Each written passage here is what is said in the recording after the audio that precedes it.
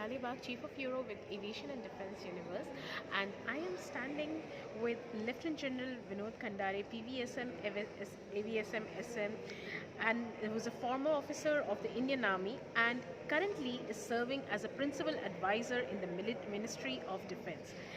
Um, General Khandare, Lieutenant General Khandare retired from active military service on 31st January 2018 and was military advisor to the National Security Council Secretariat of India.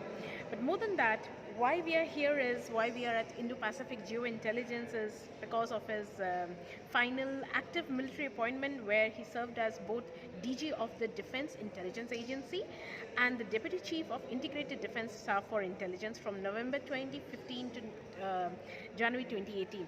Welcome, sir. Thank you so much for speaking to us today at Indo-Pacific GeoIntelligence conference here, which has been held at Vivanta Taj at Dwarka. So we heard you during the plenary session where the dignitaries they talked about GeoIn data fusion for real-time intelligence. So you take after that session from here.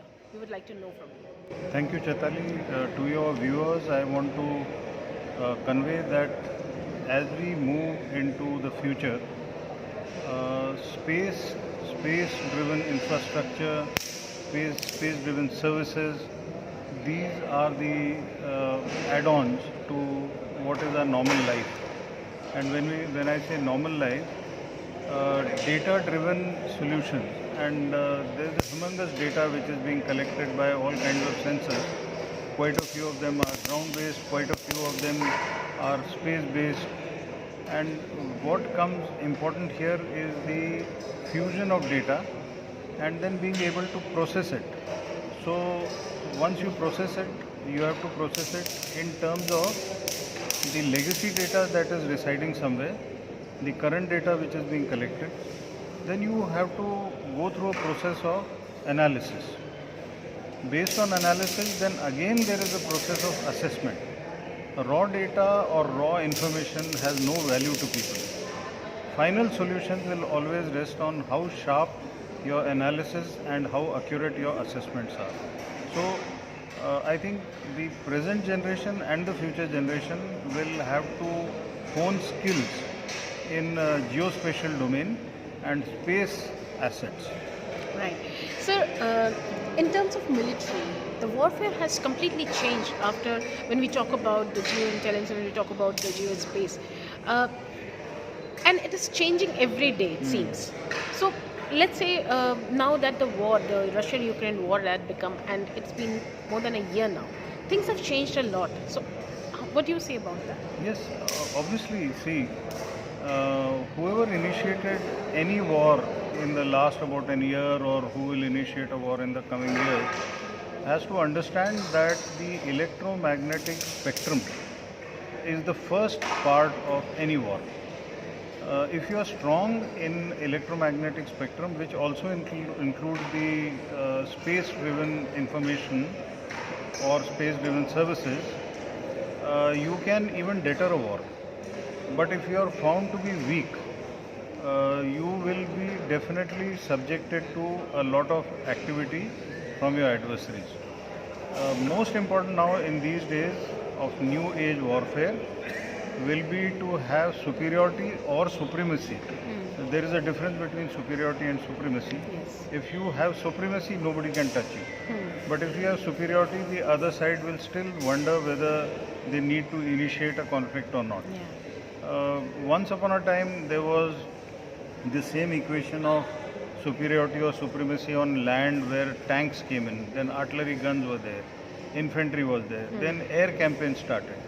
I think we've gone to the next level where electromagnetic domain, Yes. the spectrum, and assets from space will give you overwhelming superiority or supremacy, and we need to develop that for ourselves. And the day we are able to achieve that over our adversaries, we can have a very peaceful time. Otherwise, we will continuously be in the rat race for space. As I'll pick the same term that you use, the new age war. Now this new age war, it had started from some time. I mean, those times where when you were serving, the war, the whole planning, the mechanism, everything was very different as it is now. It is more now on technology. The stress is more on technology, and we talk on technology more. So now. People who are sitting, who are in defense, they need to be very well versed with the technology rather than only with the war strategies. I mean, if I'm Yes, right about that. there are many stakeholders in the security matrix. There are people who are at ground level who are working. There are people in the middle who are the leaders. There are people who are planners. And in this entire matrix, there are people who are the political leaders. When we talk of defense preparedness, it is much before the war. So if we have to look at what is the level of our decision making, we will have to get better and better in technology identification of our deficits, discovering technology which will give us an upper hand, and if we lack in this knowledge, somewhere we will go wrong, because we may have technology, we may not know how to utilize it. We may have it, but we may not know when to utilize it, how much to utilize it.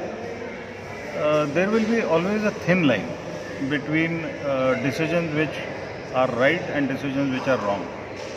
But inaction because of technology deficit will also be harmful, and inaction because lack of technology understanding will also be wrong.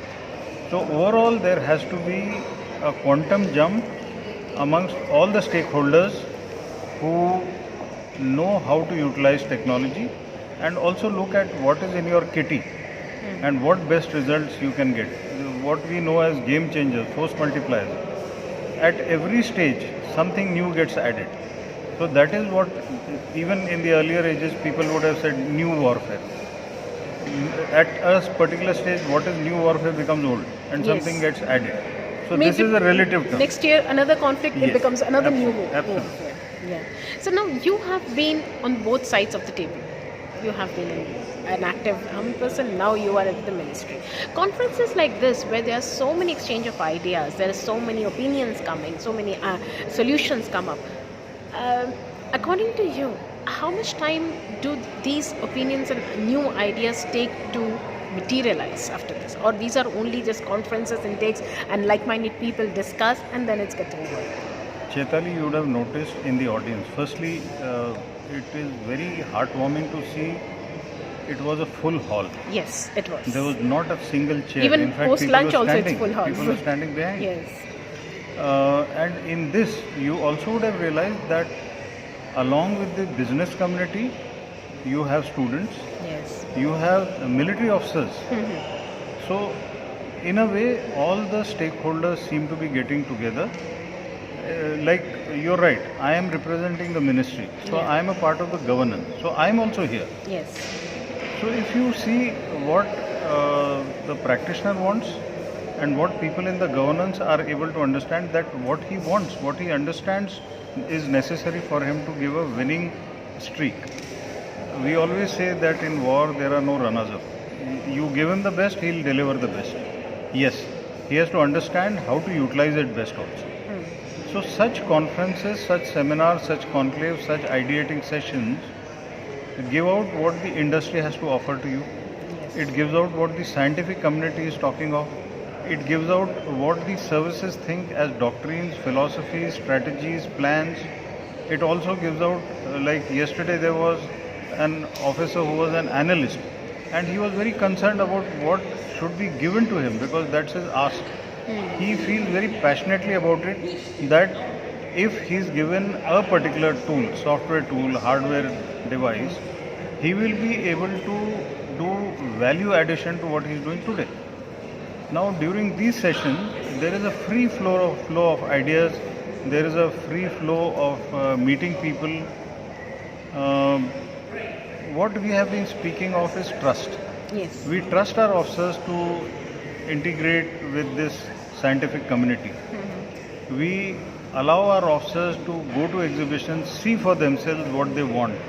They ask questions, they get answers. The industry asks questions. You ask the right question, you will get the right answer.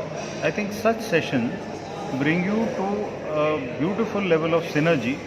Uh, what may have been lacking earlier because there were no exchanges earlier. In one such session, a lot of that gap gets covered.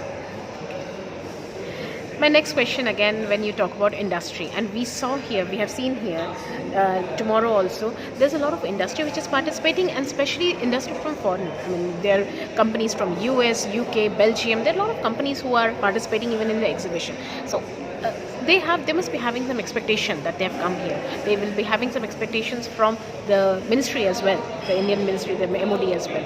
So how do you cater those expectations of them?